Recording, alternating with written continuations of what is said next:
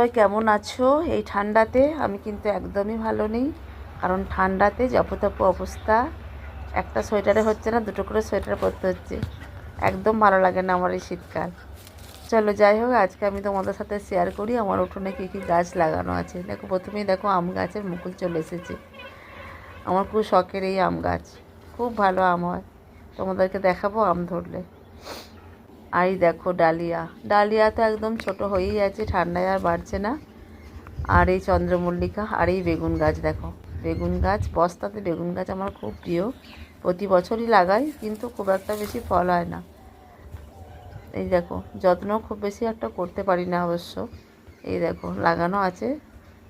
আর এই দেখো, দেখতে পাচ্ছ সামনের ফাঁকা মাঠ। এই দেখো, এই যে সামনে সর্ষের জমি, আলু বাড়ি আছে, গম বাড়ি আছে, পুরো ফাঁকা মাঠের মাঝখানে আমার বাড়ি।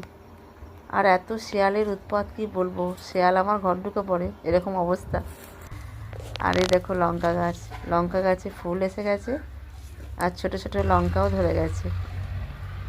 এই দেখো, আমার ফুল গাছ, সবজি গাছ লাগানো আমার খুব শখ, কিন্তু সময় পায় না, আর যত্ন করতেও পায় না ঠিকঠাক মতো। দেখেছো?